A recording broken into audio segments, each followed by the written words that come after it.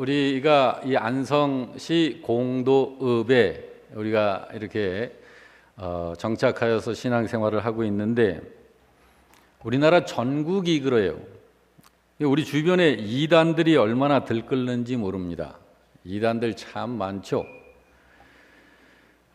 자기가 하나님이라고 하는 그 교주 안상홍 씨가 하나님의 교회를 여기저기 지금 가지고 있습니다. 이 안성에도 안성 들어가는 초입에도 있고 요 평택에도 있고, 아주 그냥 건물을 얼마나 번듯번듯하게 괜찮은 건물로, 뿐만 아니라 신천지, 또 교주 이만희 씨인데요, 그 사람도 자기가 하나님이래요.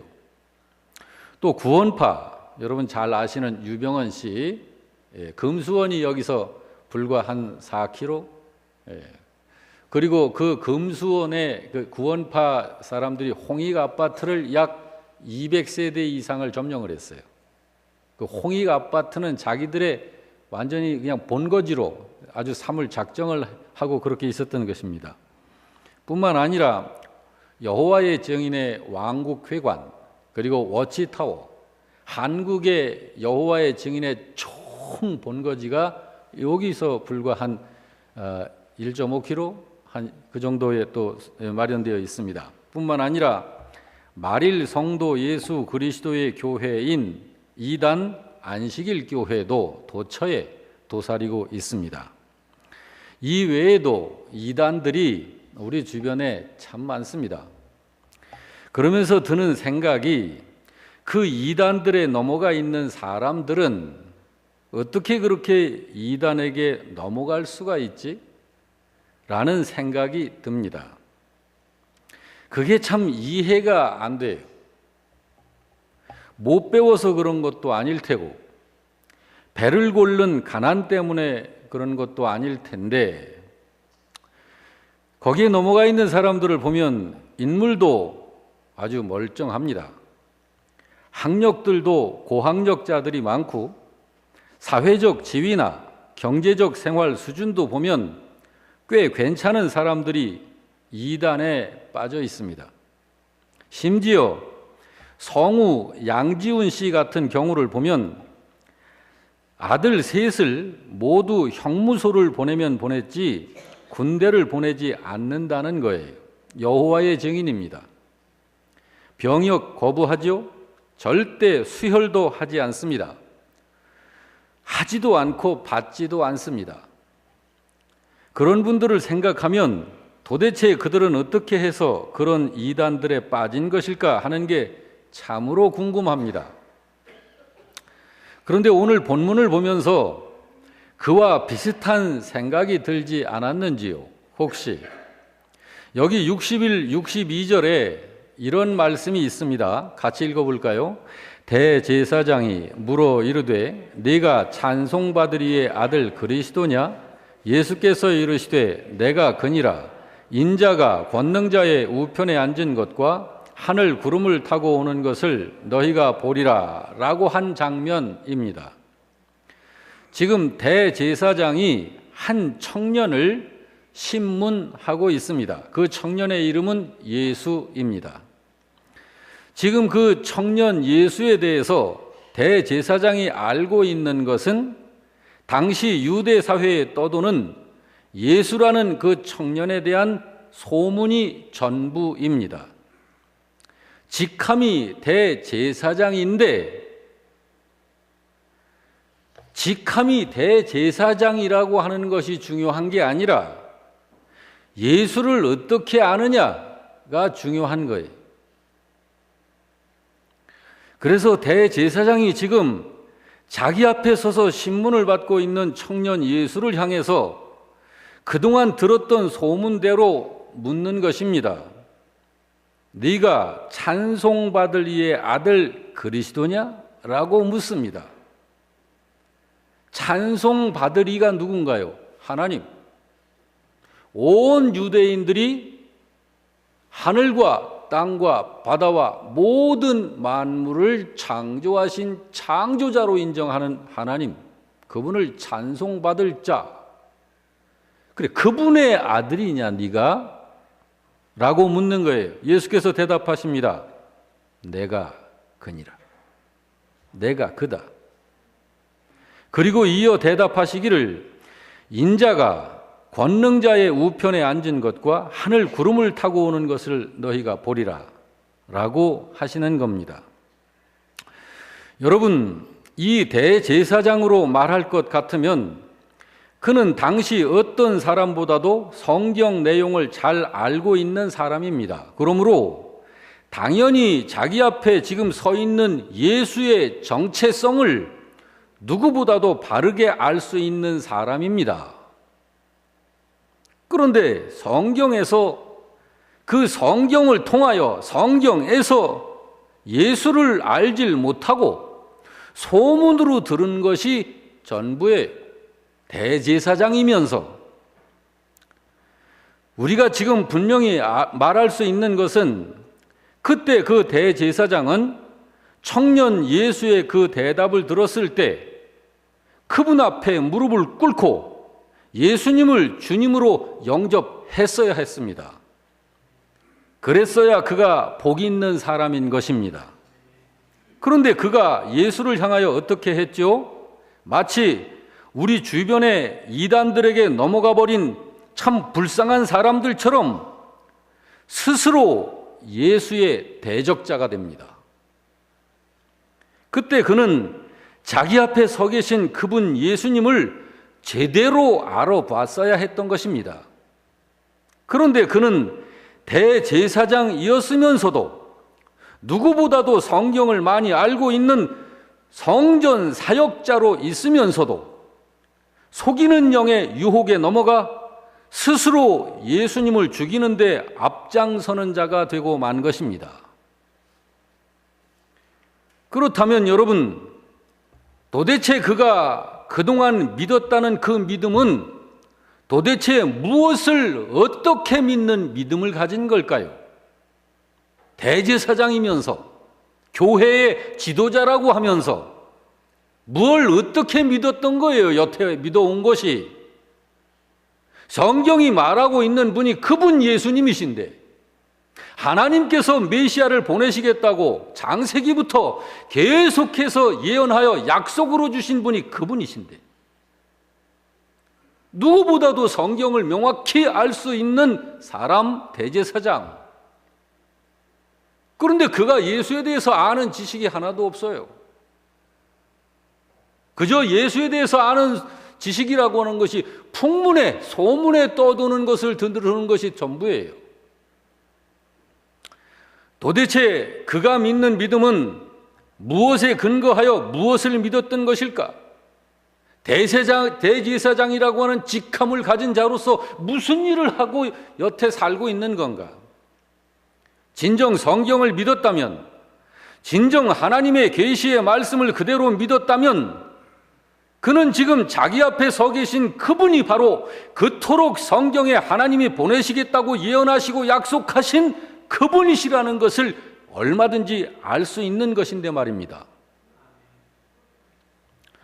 여러분, 세상에 오신 하나님의 아들 예수님은 사람들에게 자기가 누구인지를 리얼하게 드러내셨습니다. 오늘 대제사장이 네가 찬송받으리의 아들 그리스도냐라고 묻는 그 질문에도 예수님은 내가 그니라, 내가 그가 맞다, 조금도 망설임 없이 분명하게 자신을 밝히셨습니다. 예수님이 자기 자신을 밝히시는 이런 대답은 여기 대제사장에게만이 아니셨습니다. 예수님이 돌아가시기 전 사흘 동안만 해도 친히 자기 계시를 3번이나 하셨습니다. 첫 번째는 제자인 가롯 유다 앞에서 하셨죠. 요한복음 18장 45절입니다. 4절 5절입니다. 다 같이 읽습니다. 예수께서 그 당할 일을 다 아시고 나아가 이르시되 너희가 나를 찾느냐? 대답하되 나사렛 예수라 하거늘 이르시되 내가 그니라 하시니라. 그를 파는 유다도 그들과 함께 섰더라. 두 번째는 유대 총독인 빌라도 앞에서 하셨습니다. 요한복음 18장 시작. 빌라도가 이르되 그러면 네가 왕이 아니냐? 예수께서 대답하시되 네 말과 같이 내가 왕이니라. 내가 이를 위하여 태어났으며 이를 위하여 세상에 왔나니 곧 진리에 대하여 증언하려 함이로라. 무릇 진리에 속한 자는 내 음성을 듣느니라 라고 하셨습니다. 세 번째는 오늘 대제사장 가야바 앞에서 하신 거예요. 마가복음 14장 61절 이하 시작. 대제사장이 다시 물어 이르되 네가 찬송받을 이의 아들 그리스도냐? 예수께서 이르시되 내가 그니라. 인자가 권능자의 우편에 앉은 것과 하늘 구름을 타고 오는 것을 너희가 보리라 라고 하신 것입니다. 예수께서 그렇게 자기 자신을 드러내고 계신데도 그들은 전혀 받아들이지를 않습니다.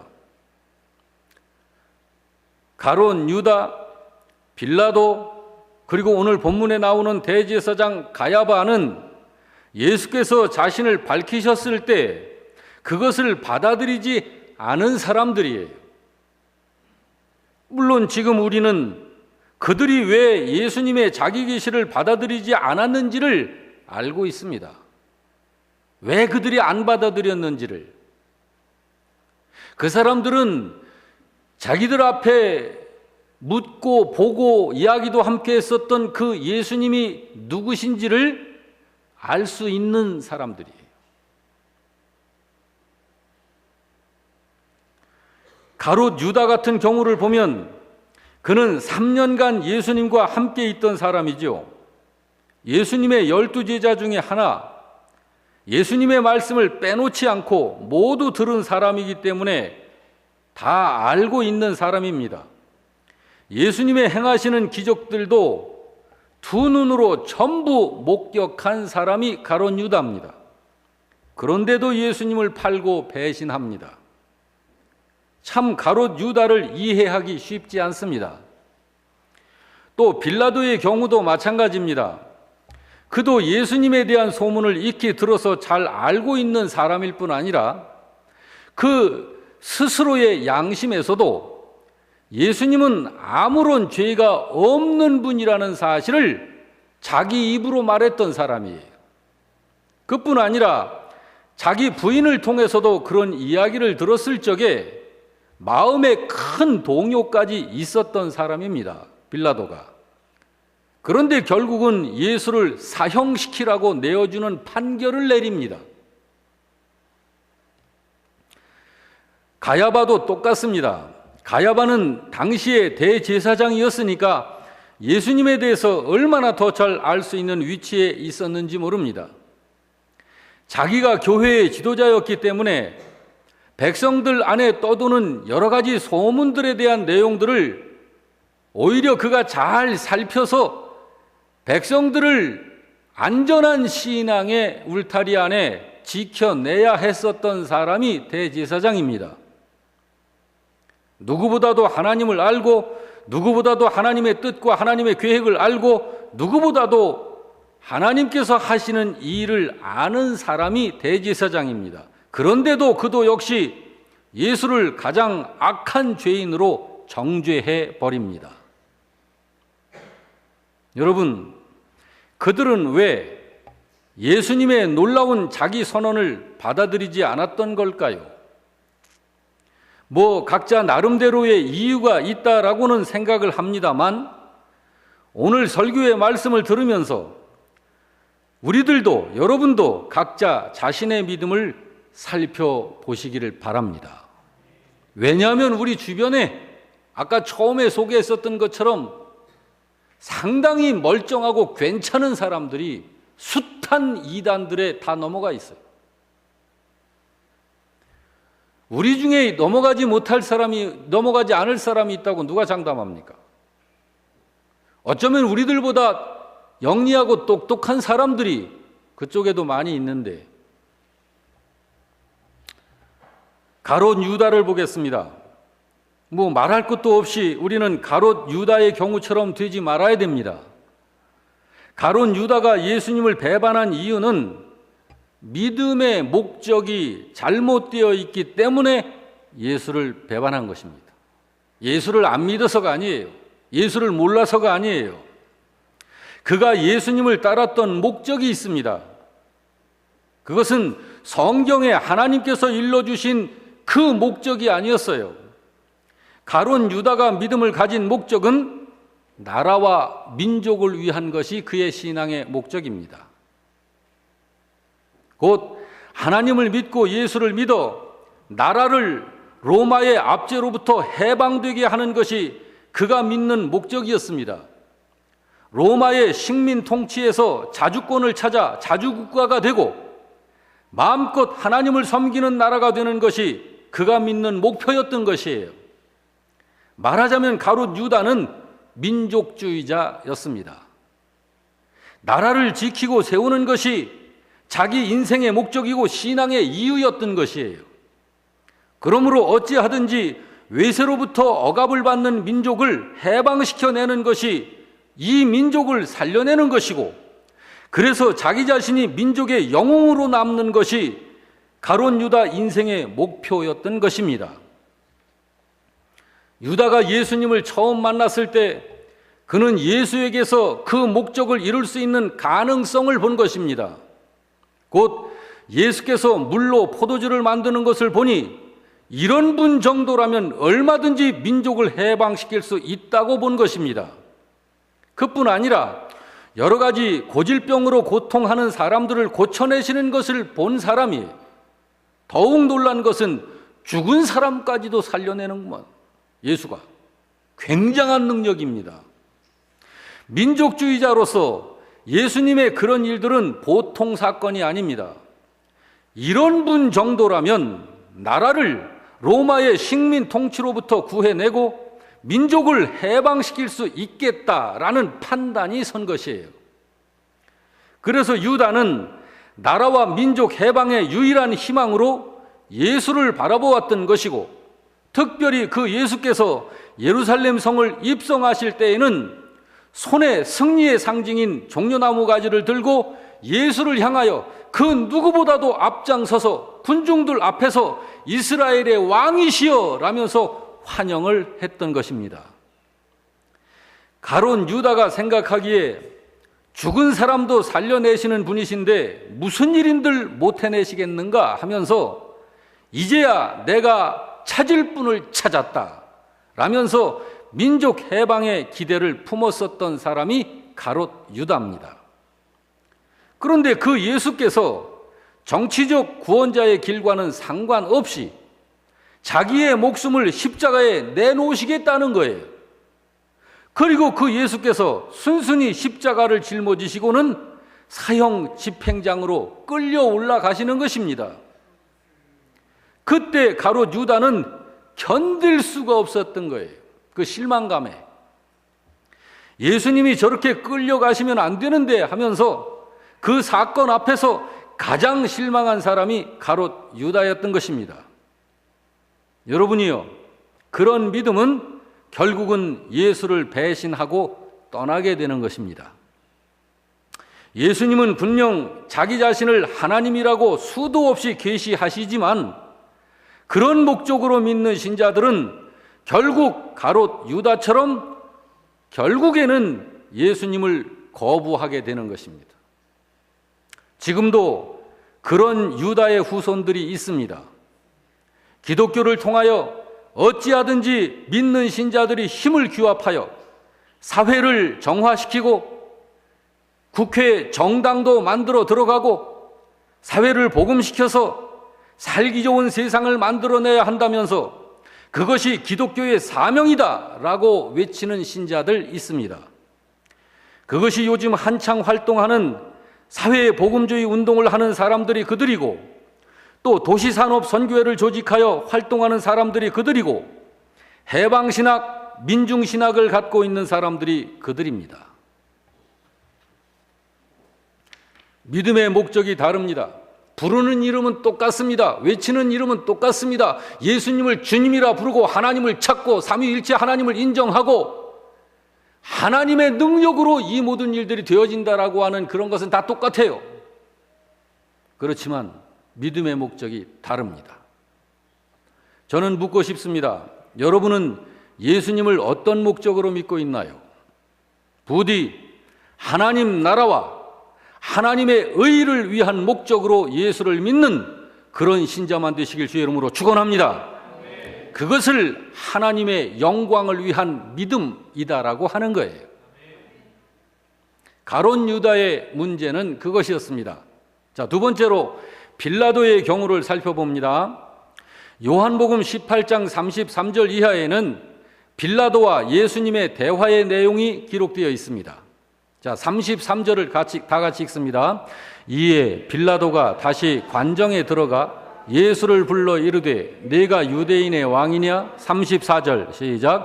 예수께서 대답하시되 이는 네가 스스로 하는 말이냐? 다른 사람들이 나에 대하여 네게 한 말이냐? 35절 빌라도가 대답하되 내가 유대인이냐? 네 나라 사람과 대제사장들이 너를 내게 넘겼으니 네가 무엇을 하였느냐? 36절 예수께서 대답하시되 내 나라는 이 세상에 속한 것이 아니니라. 만일 내 나라가 이 세상에 속한 것이었더라면 내 종들이 싸워 나로 유대인들에게 넘겨지지 않게 하였으리라. 이제 내 나라는 여기에 속한 것이 아니니라. 37절 빌라도가 이르되 그러면 네가 왕이 아니냐? 예수께서 대답하시되 내 말과 같이 내가 왕이니라. 내가 이를 위하여 태어났으며 이를 위하여 세상에 왔나니 곧 진리에 대하여 증언하려 함이로라. 무릇 진리에 속한 자는 내 음성을 듣느니라 하시는데 38절 빌라도가 이르되 진리가 무엇이냐 하더라.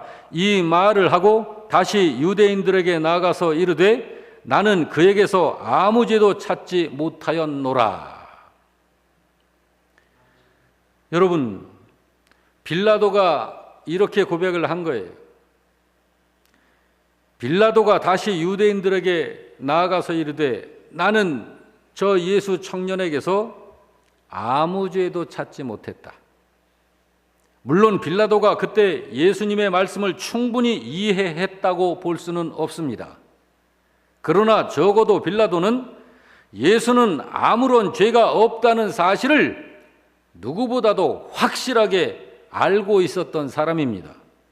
그럼에도 불구하고 그 예수님을 사형 틀에 내버린 사람입니다. 여러분, 빌라도는 왜 그랬을까요? 빌라도가 복이 없는 사람인 것은 예수를 영접할 일생일대의 가장 중요한 기회의 순간을 포착하지 못한 것이 그의 불행입니다. 얼마든지 기회가 찾아와 있었는데도 그가 그런 사람이 된 것은 영적인 무지가 그의 문제였던 것입니다. 인생의 우선순위가 무엇인지를 알지 못하는 영적인 무지가 그의 문제였던 것이에요. 사람이 영적으로 무지하면 인생의 우선순위를 알지 못합니다. 자기 중심적인 사람이 되게 됩니다. 영적으로 무지하기 때문에 하나님을 인식하지도 못하고 하나님을 인식하지 못하기 때문에 확고한 믿음의 소신을 갖지도 못하는 거예요. 그저 시대의 흐름과 환경과 상황적 변화에 따라서 자기의 삶의 목적도 그때 바꾸어가면서 자기 감정을 삶의 기준으로 삼는 그런 인생을 사는 사람이 되는 것입니다. 요즘 그런 사람들이 어떤 사람들이죠? 요즘 정치계에서 그런 사람들을 많이 봅니다. 그래서 무엇이 옳은 것인가 하는 문제보다는 어느 쪽에 줄을 서야 내 입장이 잘 열리고 편안할 것인가를 생각하고 군중들의 박수와 인기를 우선하면서 그런 쪽이 자기가 설 자리로 생각하는 사람들. 그래서 빌라도는 예수께서 자신을 하나님이라고 분명히 선언을 하셨을 때에 예수님의 그 선언이 빌라도의 양심과 일치를 하는데도 그리고 또 부인이 그토록 당부를 하였음에도 불구하고 그는 그런 것보다는 자기의 유익과 자기의 미래적 안정, 자기의 입장의 안전을 유지하는 쪽을 택한 거예요. 그래서 빌라도는 예수를 사형시키도록 내버린 것입니다. 여러분은 어떻습니까? 이 시대에도 빌라도와 같은 그런 주의를 갖고 있는 사람들이 있습니다. 얼마든지. 우리 영락교회 성도 여러분들은 그런 분들, 우리 이 자리에 앉아 계신 분들 가운데선 한 명도 나오지 않기를 바랍니다. 마지막으로 대제사장의 경우를 봅니다. 요한복음 11장 47절을 같이 읽어볼까요? 시작. 이에 대제사장과 바리새인들이 공회를 모으고 이르되 이 사람이 많은 표적을 행하니 우리가 어떻게 하겠느냐라고 합니다. 여기 대제사장들과 이 바리새인들로 구성된 서기관들은 신자들입니다. 공회를 소집할 수 있을 만큼 권세가 있고 지위가 있는 사람들입니다. 영향력을 행사할 수 있는 사람들입니다. 곧 예수님을 통해 하나님 나라의 일을 많이 얼마든지 할 수 있는 역량을 가지고 있는 사람들이에요. 그런데 그들이 기껏 모여서 하는 말과 생각이 뭐냐 하면 47절 48절에 다 같이 이 사람이 많은 표적을 행하니 우리가 어떻게 하겠느냐. 만일 그를 이대로 두면 모든 사람이 그를 믿을 것이요 그리고 로마인들이 와서 우리 땅과 민족을 빼앗아가리라. 여러분 이게 무슨 얘기냐 하면 지금 예수님이 나사로를 살려내신 것을 온 동네가 기뻐하고 행복해 하는데 그것 때문에 이들이 염려하고 두려워하는 거예요. 그동안 군중들로부터 자기 민족들로부터 권세자들로 자기들에게 모든 인기들이 들어왔었는데 예수가 나사로를 살려냄으로 인하여 군중들의 눈길이 예수에게로 쏠리는 거예요.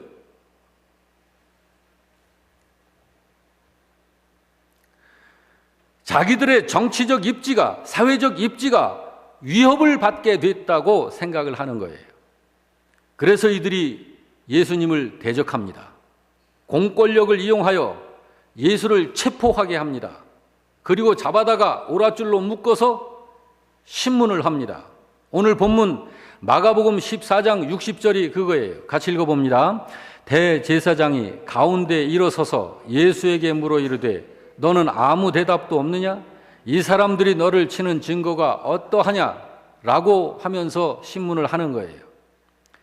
이들은 성경 말씀을 따라 하나님의 일이 되어져가는 여부를 살피는 것보다는 자기들의 사회적 지위를 유지하는 것을 더 중요하게 여기는 사람들입니다.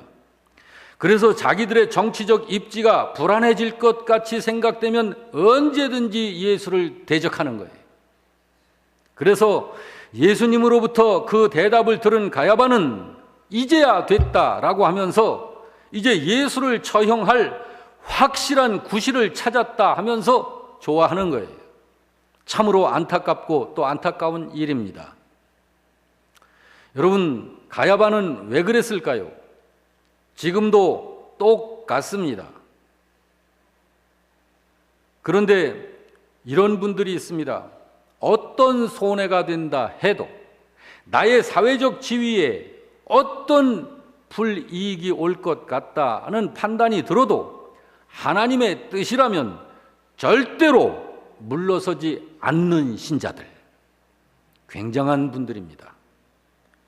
예수를 믿기 때문에 하지 말아야 하는 것들이 있지만 어느 때는 바보처럼 보여질 때도 있지만 믿음의 가치와 하나님의 뜻을 생각하면서 꿋꿋하게 전진하는 신자들, 훌륭한 분들입니다. 부디 우리 교회 성도 여러분들은 이 시간에 이 자리에서 예배를 드리시는 여러분들은 그런 신자들 되시길 바랍니다. 가론 유다 소용없습니다. 빌라도 안 됩니다. 대제사장 필요 없습니다. 여러분, 예수님은 그런 자들의 모함이나 졸렬한 그런 태도들에 구태여 자기를 변호하시려고 하지 않으셨습니다. 그저 침묵하셨습니다. 왜냐하면 예수님께서 그 십자가의 길을 가시는 것이 주님으로서, 구세주로서, 메시아로서 가셔야 할 길이기 때문입니다. 그런데 그동안 그렇게도 침묵하시던 예수님이 대제사장 가야바의 질문에 입을 여신 적이 있습니다. 60일 62절입니다. 시작. 대제사장이 다시 물어 이르되 네가 찬송받을 이의 아들 그리스도냐? 예수께서 이르시되 내가 그니라.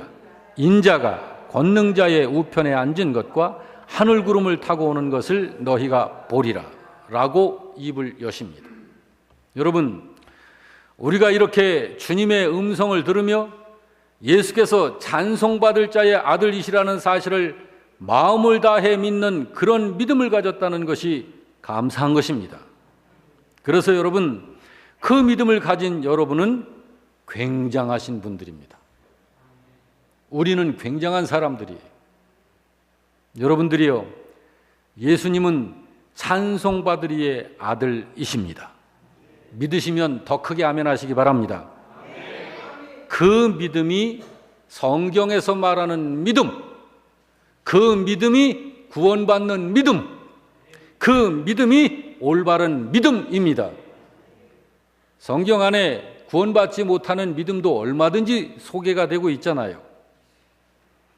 여러분, 하나님이 예수를 하나님의 아들로 믿는 그 믿음을 가진 여러분을 사랑하십니다. 얼마나 사랑하셔요? 하늘만큼 땅만큼. 얼만큼 사랑하셔요? 엄청 사랑하십니다. 할렐루야. 예. 하나님이 지금 여러분과 함께 계십니다.